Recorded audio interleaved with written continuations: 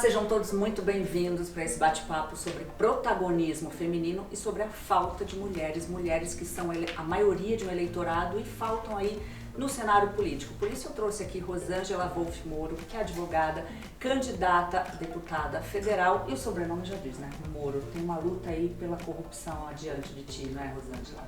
Temos. Novamente cumprimentar quem está nos assistindo e agradecer mais uma vez o convite de estar aqui. Tem uma luta. Tá no DNA dos Moro o combate à corrupção. Eu vivi a Operação Lava Jato dentro da minha casa. Eu vi o quão difícil foi para todas as instituições trabalharem para mostrar que havia uma sujeira embaixo do tapete. E, infelizmente, a Lava Jato teve alguns reveses, acabaram com a Operação Lava Jato, mas o legado da Operação Lava Jato vive, eu não tenho a menor dúvida, que vive na sociedade brasileira, e é isso que a gente precisa resgatar com todas as nossas forças, e agora, em período eleitoral, não há melhor momento para que as pessoas que verdadeiramente defendem a Lava Jato se apresentem e ocupem os lugares do nosso parlamento. Quais são os desafios que você espera ter pela frente? Porque assim, a gente tem Brasília diante de ti. De um lado, se o atual presidente Jair Bolsonaro for reeleito, você tem um cenário. Se o ex-presidente Lula for reeleito, o presidente Lula, que foi um personagem tão central, né, na Lava Jato, for eleito, você tem um outro cenário também bastante complicado. Se a Soraya Tronic for eleita, é uma outra situação. Vamos mas vamos falar aí isso. desses polos. Como é que você está se preparando para isso? O Moro esteve aqui e falou, tem gente que não me quer em Brasília. Fato, tem gente que não me quer em Brasília. Tem gente que também não me que quer não, em Brasília, porque a nossa bandeira é a mesma, né? Eu tenho a dizer que talvez o mais importante que a gente pensar na eleição do presidente, que é muito importante, a gente precisa, o cidadão, de uma maneira geral, tem que ter muito cuidado em quem ele vai escolher como parlamentar. Deputados e senadores, eles fazem parte do legislativo, obviamente, e é um sistema de freios e contrapesos. Então, é muito importante saber em qual deputado e qual senador você está votando. Então, o que eu teria a dizer para a população, assim, foi condenado na Lava Jato? Investiga o histórico, tem problema com a justiça, tá de tornozeleira eletrônica, porque no nosso país é incrível, mas às vezes uma pessoa que tá de tornozeleira eletrônica pode entrar no parlamento e exercer seu mandato. Você sabia que nas eleições, no período de legislatura passada, tinha uma pessoa, ele não se reelegeu, ou porque não quis, ou porque não conseguiu, que ele de dia trabalhava no Congresso e de noite tinha que dormir na prisão. Ou seja, não é isso que o brasileiro quer. Isso envergonha a gente. Mas alguns brasileiros quiseram e votaram, né? Isso que deixa mais Esse pelo menos não retornou, sabe? Então os brasileiros têm que prestar atenção qual tipo de parlamentar quer e ver quais são as bandeiras que esses parlamentares defendem. E o parlamentar, pelo seu lado, ele tem o compromisso de honrar com os seus eleitores e com a sociedade as pautas que ele se propôs a defender, senão ele vai ser uma fraude eleitoral muito grande. É impossível falar em corrupção sem falar na Operação Lava Jato. Como é que foi para você acompanhar tão de perto os bastidores dessa operação que mobilizou o país? No auge da Operação Lava Jato, eu foquei muito em exercer a minha profissão, eu sempre exerci, mas eu assumi assim uma quantidade maior ainda de trabalho para eu manter a minha sanidade. Imagino. Então assim, eu participava como esposa do juiz da Lava Jato, que junto com o juiz tinha o Ministério Público, Polícia Federal, as Cortes Superiores analisando as decisões por ocasião dos recursos.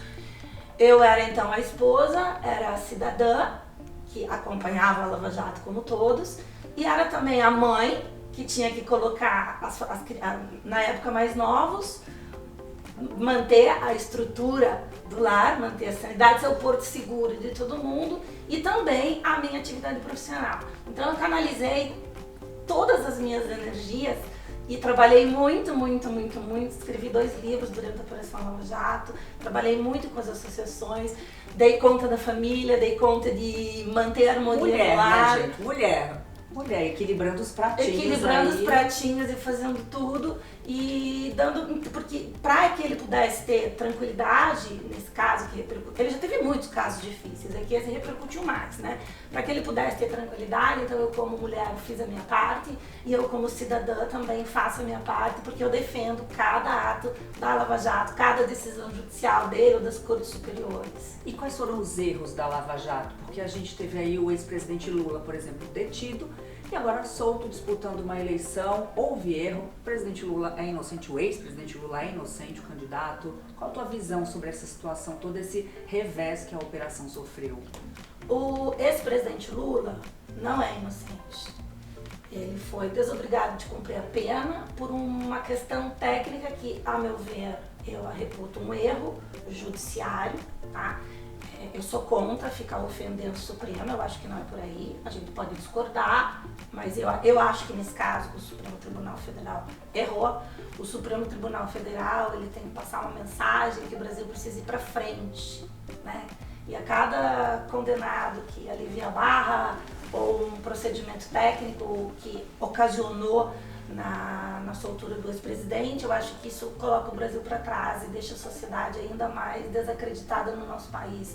Eu acho que a mudança de posicionamento, da não poder mais ficar preso após a condenação em segunda instância, isso prejudicou. Então, uma soma de fatores, mas eu não acho que Lula seja inocente, muito pelo contrário. Vamos falar das bandeiras femininas que a gente tem pela frente. Uma delas é essa questão da equiparação salarial na iniciativa privada, a presença de mulheres na política. Como é que é possível mudar esse quadro? Eu li um trecho de uma entrevista tua em que você fala que na gravidez você tentou conciliar, você viu o que é ser mulher, tendo de exercer a função de mãe e tendo de exercer e querendo exercer a tua atividade profissional, e foi muito difícil. E boa parte das mulheres enfrentam isso. O que pode fazer para mudar, para as pessoas verem que precisam nascer pessoas no mundo, que a pessoa pode ser mãe e pode ser advogada e pode ser estudante, enfim? É um conjunto de coisas. No meu exemplo, a minha filha tinha 6 meses e eu, amamentei e 6 meses, agora eu já consigo me organizar para voltar ao trabalho. E eu fui procurar emprego. E eu comecei a fazer testes seletivos e quando chegou no momento presencial, você tem filho pequeno? Eu falei, tem, que idade? 6 meses. Muito obrigada, tchau, Muito obrigada, tchau, vou embora. E não pode ser assim. E as pessoas às vezes têm medo de contratar gestantes porque sabe que vai ter o período da licença. Então daí a gente já volta para outra discussão. Será que precisa mesmo de tanta rigidez nas leis trabalhistas? Então são discussões assim e eu acho que nada melhor do que o debate. Uma vez eleita, e eu acho que o parlamentar precisa ouvir os segmentos para chegar num consenso, sempre na base do diálogo. E agora em relação à violência contra a mulher, que é um tema aí que aflige inaceitável, todas nós. Indesculpável, inadmissível, seja violência física, seja violência psicológica. A gente fala muito da violência física, que é horrível. Tem também a violência psicológica, que o roxo não vem pro rosto, vai pra alma, e aquilo destrói sonhos das mulheres. Então a gente precisa ter programas de acolhimento, de saúde mental, de profissionais que trabalhem o psicológico da mulher para que ela tenha coragem, porque nem todas têm coragem de denunciar. Um amparo para o mercado de trabalho. Um amparo para o mercado de trabalho. Dependem, né? Assegurar que a violência cesse no primeiro momento e fortalecer ela e evitar que situações, porque veja, quando a mulher sofre uma violência já é horrível. Para ela ter que se notificar, denunciar essa violência, é como se fosse uma segunda violência ainda, porque ela ainda é mal compreendida quando ela vai fazer essa denúncia e ela sofre ainda mais, então a gente não pode admitir. Eu e Sérgio minutamos junto com a Bárbara Pena, não sei se você lembra da história dela, a Bárbara Pena é uma mulher que ela é candidata também a deputada estadual pelo Rio Grande do Sul, pelo União Brasil. Ela foi um caso que chocou o país. O marido dela era uma pessoa violenta. Um dia ele chega em casa, ela tá dormindo, ele espanca ela. Ela vai pedir ajuda gritando da janela do 3º andar. Ele põe fogo nela. Ele joga ela do terceiro andar da janela. Os 2 filhos pequenos morreram e o vizinho que tentou salvar a família morreu também, um senhor de 70 anos. Aí eu conheci a Bárbara, 200 e tantas cirurgias depois. Ela é uma mulher super forte, ela conseguiu superar coisas que a gente não consegue nem imaginar. E ainda ela estava se sentindo ameaçada pelo criminoso que está preso. A tristeza é essa, que às vezes até quando você pensa que o caso acabou, o criminoso vai pra cadeia e de lá fica fazendo as ameaças, ainda tem a maldita saidinha temporária, que aproveita o feriado e vai terminar o tem serviço. advogados ou outras pessoas que têm contato com ele, se prestam a esse terrível papel, daí não é só advogado, é um advogado que está agindo criminalmente, né? De amedrontar ela, mas o que eu queria dizer, esses assuntos não podem esperar. Então eu e Sérgio e ela minutamos um projeto de lei, demos na mão da senadora Soraya, que já fez os protocolos em Brasília, para que, nesses casos que o criminoso preso continua amedrontando a vítima, de qualquer maneira, ele seja transferido do presídio daquele local para o outro lado do país. Que daí fica lá longe dela e deixa ela fazer a vida dela em paz, ou vai para um regime disciplinar diferenciado. Esse projeto está tramitando já, graças à senadora Soraya. Tomara que vire logo lei. Tomara que vire logo lei. Agora, eu tenho uma pergunta pra te fazer que eu não vou perguntar. Você já sofreu machismo? Porque, enfim, é só ser mulher, mas qual foi o machismo mais absurdo que você já sofreu?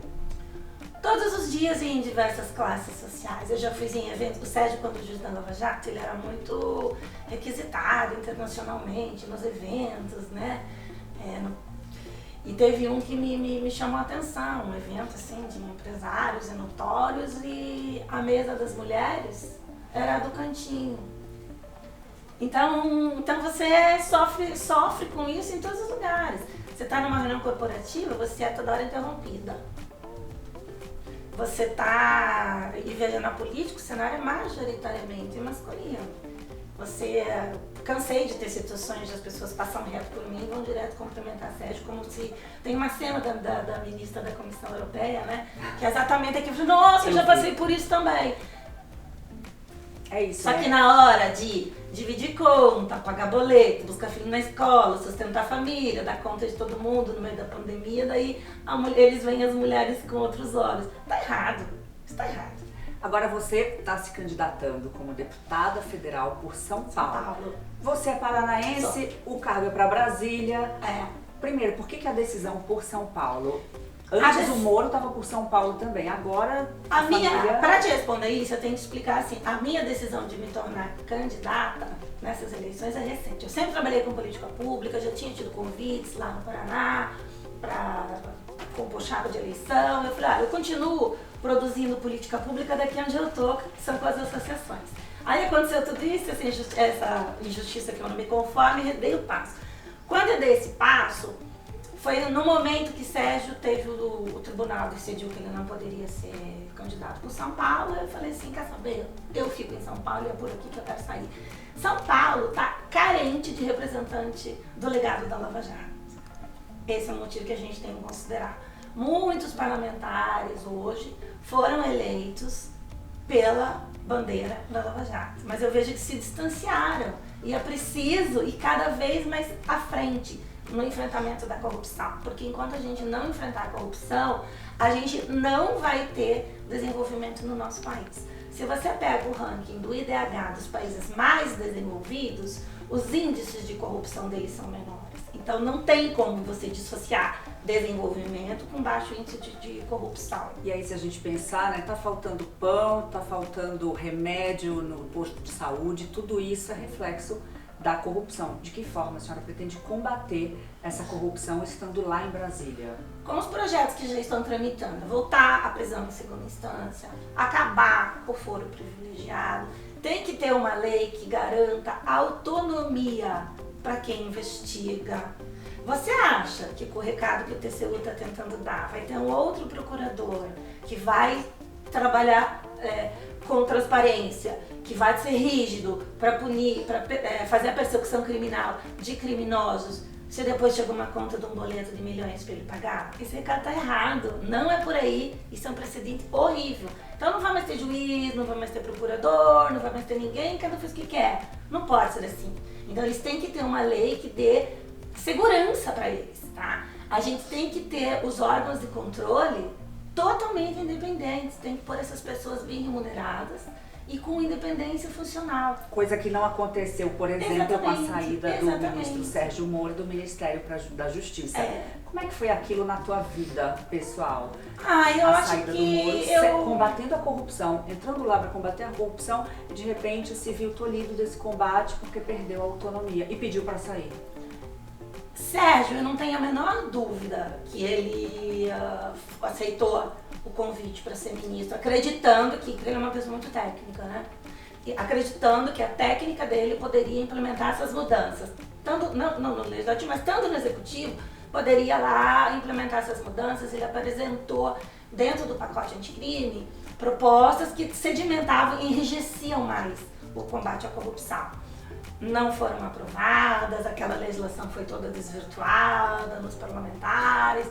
Somado a isso, tiraram o órgão de controle do COAF, que é um importante instrumento, órgão de controle, saiu da Justiça, foi para a Economia.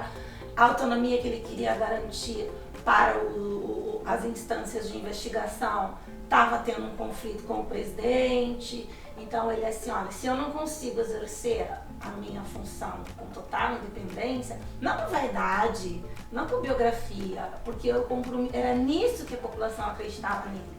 A população estava na rua erguendo bandeiras para ele, porque acreditava nele. Ele, olha, eu não posso trair a confiança dessas pessoas. E tinha uma pesquisa, bem no início que ele assumiu, tinha um índice de aprovação altíssimo a nomeação dele pelo então presidente. Então ele ficou, eu não posso fazer algo que é contra aquilo que eu sempre defendi. E daí ele optou por sair. Muitos não entenderam e chamam ele de traidor.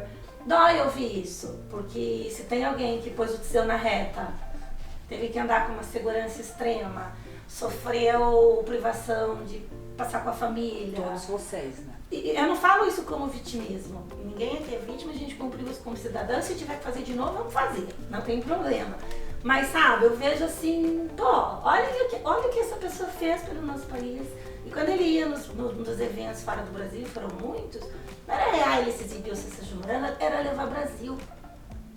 Para pensar, quantas vezes nos últimos anos mais ouviram falar bem do Brasil? Foi exemplo para outros países, presidentes chamavam eles de outros países, seus ministros, para implementar como é que vocês estão desenvolvendo isso. Então era uma coisa muito grande e não pode ter acabado, eu me recuso a aceitar, não pode ter acabado.